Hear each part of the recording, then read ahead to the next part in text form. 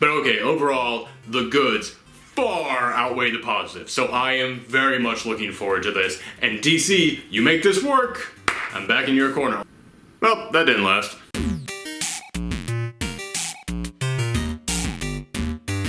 Hi there folks, welcome to another Professor Thorgy's Weekly Geekly Reports. I'm Aaron, your guide to all things geeky, and in a previous episode I talked about this soft reboot that DC has coming up, in which they're going to be launching over 20 new titles, and I was mostly positive on. I talked about how one of my big problems with the New 52 was that it all seemed to have the same tone, the same gritty, hard tone to everything, and that it was basically all these guys up at the top running everything beneath it, saying, I know what the kids want, I know what everybody wants in comic books, and then they just kept doubling down on that. But with this soft reboot, it seems to me like they're finally admitting, okay, I don't know what everyone wants. I don't always know what's best. I'm gonna bring in some new people to get some new voices in here. I'm going to reach out to a wider audience. I'm gonna have more variety in my books, more tones to the titles.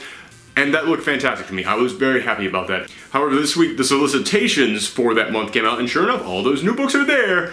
But so are the solicitations for all the old books, all the ones that didn't get relaunched. And looking at those, it makes it seem far less like what DC did was say, okay, I'm gonna bring in some new voices so we get more people in here to say what should be made. And it seemed more like they were saying, you guys can have these, all these ones are mine. Because all the old titles, it looks like they're doubling down on this. All that stuff I didn't like in the New 52, it looks like they're just going, no, we get to keep these, that's the deal. You get those ones, and I get to make Superman even grittier than before. And what caught most people's eyes were the redesigns. And I'm gonna go through each of these redesigns, but before I do, before anybody comes in here and goes, oh, well, how can you judge these designs without having read the story first? You're right. You should not judge a story before you read it. Even a story that sounds terrible, it could turn out to be fantastic after you read it. So you should never judge a story before you read it. I ain't talking about the stories, alright? This episode is dedicated entirely to the redesign. And you can indeed judge a redesign without reading the book. You can judge a design by looking at it, like I am doing on this episode. Now, the one most people are talking about, and the one that seems to have gotten the most positive reactions, is the Wonder Woman redesign.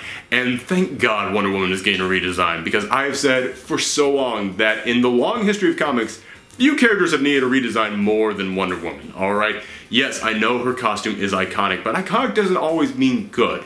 And I know that a lot of people out there have always been saying, well, she should keep that old costume. That old costume is great because it shows that a strong, confident woman can show off her body and should not be ashamed of it. And yes, that is a positive message. And I'm glad that there are messages like that being put out there in comics. However, when you can take the belly button out of a costume and it instantly turns into lingerie, that's revealing a little bit too much. And, you know, there are some characters who that might be fine for. There are some characters who could wear that costume, and that could be the positive message that they portray and that they put out there. Wonder Woman is the #1 female superhero out there. She's the #1 female comic book character out there, alright? I'm putting my foot down on this one. She is definitely the #1 female superhero out there. However, with that costume, you can't put a kid in that in Halloween, alright? For the #1 female superhero, she needs a costume that little girls can trick-or-treat in. Think about what happened when Kelly Sue DeConnick took over Miss Marvel. Miss Marvel had always had a costume very similar to Wonder Woman in how much it revealed, and she came in and basically said, nah, for the #1 female superhero at Marvel, she needs a respectable costume. Same thing goes for Wonder Woman. She needs a respectable costume. Now, for the most part, I like this costume, but speaking of Captain Marvel, it does kind of look to me like they just went, alright, take Wonder Woman's old costume, take Captain Marvel, mash them together. It looks like an amalgam of those two costumes. Also, it looks like she's wearing 3 or 4 different layers of clothes. Almost like she put 2 different costumes on at once. So they could have simplified it a little bit, you know, maybe taking one of those layers off. Like, for example, in the current Justice League book, there is a costume that they gave her that it does look like a traditional Greek costume, but also like a superhero costume. I think that one worked pretty darn well. So maybe if they just simplified this one a little bit, you know, like for example, showing off her arms, like taking off her sleeves, because I think it is pretty important that Wonder Woman does in fact show off her muscles, just not as much as the old costume did, because that was ridiculous. And of course, the biggest problem with this one is she's got Wolverine claws. She's got hand knives. The bracelets were always very important to Wonder Woman because it was a defensive thing, because Wonder Woman is an emissary of peace. She doesn't go around just stabbing motherfuckers. So yeah, this costume, I like it, but it doesn't quite feel like it knows what it wants to be. It feels like it's trying a little bit too much to be like Captain Marvel. It's trying to be a little bit too edgy with the hand knives, but somewhere in there is a good costume. Unlike, say, the Superman costume. Holy crap. Seriously, guys, it's just a t-shirt and jeans. It's the same thing he had in the Grant Morrison Action Comics thing, but the whole point of that was he was brand new to this. He didn't have a costume yet, so he was just going out there doing whatever he could. But even then, he still had a cape. He was still trying. But no, this one, not only is it the most minimalistic thing possible, just pants and a shirt, but he also shaved his head and he looks really pissed off at all times. It seems like they just, like DC was about to go, okay, we're gonna be nice with Superman, no! And this is what gets me the most, is that in Jeff Johns' latest run on Superman, he destroyed that old Jim Lee, you know, connect the dots, just bunch of lines, armor that he was wearing, and he actually gave him another costume. Now it's not the old trunks that I would have liked, but it's like halfway in between the armor and the trunks look. Like, yeah, there's a couple lines, but they're not like just armor chunks being put together. It looks like actual clothes. It does not look like Superman needs to actually have a suit of steel on at all times. It looks like, you know what, that actually looks closer to what I can see as Superman wearing. I actually dig that. And it lasted for 3 issues before these guys came in and were just like, no, wait, Superman's about to be weak and helpless and nice again? No! God, everyone writing DC, it is okay for Superman to be nice, you know this, right? It's okay for him to smile. It's okay for him to be happy. It's one of the things that draws us to him. It's just like they keep trying to make Superman closer to Batman, which might be a good thing, because have you looked at the Batman redesign? They're turning Batman into Iron Man, and they've been working on this for a long time. When that Arkham Knight trailer came out and you saw the Bat mask being assembled around his face like Tony Stark's Iron Man suit, I know a lot of people who thought it was cool. It was too much for me. I personally hate how high-tech they have made Batman. I hate that in, like, say, the Scott Snyder's run, he whips out that Bat-mech at the drop of a hat. In the New 52 Batman series, and all the New 52 Batman series, actually, every time that's like, oh, there's a real threat going on, time to break out the Bat-mech. It's like, no, that is not your thing. You are not a mech guy, all right? Your thing is stealth. It's detective work. It's the street beat. I was talking about how the guys at DC view Superman. Forget that. I think that all these people at DC, when they were kids, they were those kids who we all knew one. He was that kid that went, Batman could beat anyone. Batman could beat anyone. I don't even care. Batman could beat anyone. Why are we even having this conversation? Well, how could he beat Superman? I'm gonna make him a robot, that's how. Now before I move on from these two redesigns, looking at the story that these two redesigns are tied to, Superman, it seems almost like he's going to be revealing his identity to the world. It seems like he's going to be going public with that and everyone's going to know that he's Clark Kent, which would explain why he has a much more minimalistic outfit on, because that would be far harder to hide his identity. However, as cool as I think that could be, I do think that you could go to some good places with that storyline. In the Superman comics, they recently had Superman reveal his identity to Jimmy Olsen, and you're going to let that last for 2 issues before he reveals it to everyone? Man, you're not even going to give Jimmy time to hold on to that secret. By the way, if Jimmy's the one who ends up spilling the bean and telling everyone that he's Superman, don't do that to Jimmy. Come on, have some respect for Jimmy. Don't do that to Jimmy. Now going on to Batman, they've made it very clear that this is not going to be Bruce Wayne. This is not going to be Bruce Wayne in the Chappie the Bunny outfit. It is going to be someone new. So I'll give him that. At least it's not Bruce Wayne suiting up in this again. And there's a theory going around that Bruce quits because at the end of the current in-game storyline, he will probably have to kill the Joker.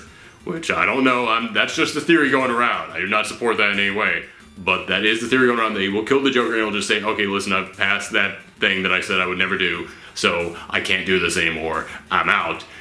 And when you look at this new suit, it's blue, and it's got little red lights on it, like a siren, and he's definitely working with the Gotham Police Department, so it seems the theory that everyone else has is that he's going to be funding the police department, that after Batman quits, he will then fund the police department, and if you look at the lineup of all the people he's working alongside, the one person we don't see is Commissioner Gordon. So it would make a lot of sense for me for Commissioner Gordon to be the one in that suit, because he's definitely the oldest guy, so therefore he would need a Batmech to actually operate as a superhero, and yeah, I would be okay with that. You know, once again, just talking about the story elements, I'm okay with the story elements on this one. The outfit still looks like Chappie the Rabbit. Okay, just going through a few of the final ones here. Green Arrow gets a redesign. It basically looks the same. It's a little bit different. He's growing facial hair back, which is good. Now they just have to age him by 30 years and make him a hippie. I still hold out hope. Green Lantern, Man, even Green Lantern is excited about the Infinity Gauntlet. Yeah, man, I'm sorry. You gave him the Infinity Gauntlet. That looks like the Green Lantern Infinity Gauntlet. And why is he wearing a dirty hoodie? First up, Hal Jordan should not be in a hoodie at all. But secondly, it could at least be clean. That looks like a tattered hoodie. And everybody's like, oh, well, he's going to be on the run. He's going to be a renegade. He's going to be running from the Green Lantern Corps, so he's in disguise. He could still wear a nice hoodie. Why is he... It's not a hoodie he just grabbed off something. It's a construct he made. Why did he construct a dirty-ass hoodie? But beyond that, I'm wondering if they're getting rid of the rings and they're just now going to have it be gauntlets, or if this is just Hal Jordan's thing, which, if they're getting rid of the rings, once again, it seems like DC is just ashamed of anything that could possibly be goofy because they're like, ah, rings, those are jewelry. No, go with the gauntlet. Gauntlets are in right now. Nah, man, the rings are cool. The rings are really cool. Stick with the rings. You do not need to turn that into a gauntlet. But even if it is just Hal, and even if it is just for this storyline, so the gauntlet won't be around for long, even if that's the case, you guys seriously just made the Infinity Gauntlet. I'm sorry. You didn't think we'd see it, but we saw it. And the last one I'm going to talk about is the Flash. Now, I always loved the old Flash costume. It was very iconic. And I don't really like the new Flash costume that Jim Lee made, because it's way too busy. There were just lightning bolts on that thing for no reason. Like, I'm not talking about the ones going up and down the head. Those ones are fine. Those make sense. It just goes with the shape of his head. But there's ones that just go across his chest and across his legs in just any design at all. Like, it literally looks like there was no rhyme or reason to where the lightning bolts went on that costume. I look at that and I'm like, I can't imagine a little kid seeing that costume and then being able to draw that at home. That to me is what makes a truly iconic superhero costume. Can a little kid draw it after they see it one time? Now this new outfit, it is a little bit too busy. There is still a little too much line work in there. It is a little too much going on. However, when you look at the lightning bolts now have a theme. They're not all going in a similar direction. They now all look kind of the same. They're not just weird squiggly lines on his body. They actually look like lightning bolts. This actually looks a lot better to me. And also the lightning bolts go in kind of a sleep pattern. Like, you know, you could see him running with that. Like, they go with him. I'm actually cool with this redesign. Just, you know, tone it down a little bit. It doesn't need to be so busy. Now, before I go, I do have one question about all these redesigns. Why is it that they're all popping up in all the regular series, but when you look at, like, say, the new Brian Hitch Justice League of America, or the continuing Jeff Johns regular Justice League series, they're not made present in those at all. Like, you don't get the sense that they're transferring from that into those Justice League books.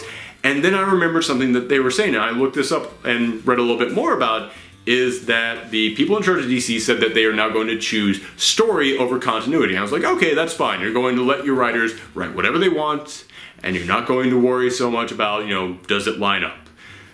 And when I heard this, my first thought was Matt Fraction's Hawkeye. See, you guys thought I was just wearing it for no reason. I was actually wearing it for something. Alright. But yeah, Matt Fraction's Hawkeye, you read that and it's like, this doesn't quite line up with what's going on in the rest of the Marvel Universe, but it's a really good story and it doesn't go against anything in that. I can still see it matching up, so okay, this is fine. However, I read more about what they meant by loose continuity, and as far as I can tell, their plan is for 25 of their books to exist within one shared continuity, and the rest of their books are going to be whatever anybody else wants them to be. And that'd be fine if the other 24 books were like Prez, or, you know, these worlds in alternate realities, but they all still seem to kind of be in the shared universe, and I looked at this and went, I don't know what you're doing. Seriously, I remember when the New 52 happened and people kept coming into my comic book store and they were like, okay, so well then what happened in this? And no one could tell you because the continuity in the New 52 was so confusing that nobody could figure it out. And now it just seems, once again, like they're doubling down it. Like, I thought they were going more artistic when they said loose continuity. Like, they're like, alright, everything's going to be loosely tied together. It's going to still pretty much make sense, but we're not going to be so harsh on it that we're going to tell people that they have to do one thing or they have to do another, which would have been great. But no, it seems more like they're just going, everybody can just do whatever they want. I know a lot of people out there are like, well, I would love it if they just let the writers do whatever they want.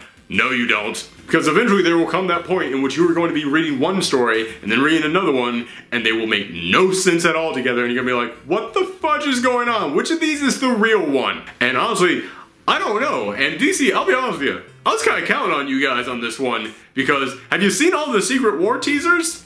I had my theories about what that was going to be, and wow, was I way off. So if I don't know what Marvel's doing, DC, you gotta step up, alright? You gotta make sure that I can figure this stuff out. And once again, none of this stuff has happened. None of this stuff has happened yet. When it comes out, I will read it, and when I read it, maybe it'll all be perfect. Maybe it's all going to make fantastic sense. Maybe this is going to be a fantastic new trend. Maybe this is going to be a brilliant idea that will take off. And we're all going to be talking about this loose continuity thing. Marvel is going to have to do yet another reboot so that they can catch up with this loose continuity idea. I ain't seeing that happening at the moment, but it could. But that's all coming up later. For now, I just want to hear from you guys. I want to know what you guys think about these redesigns. Leave your opinions in the comments below. Do you like them? Do you hate them? Do you not care? Which characters do you think should get a redesign? Leave all this and more in the comments below. Also, if you like this video, then hit that thumb up. Also, hit that subscribe. And most important, and I think everyone who always does this, please share this video if you think other people would enjoy it. And make sure to come back next time. Thank you very much.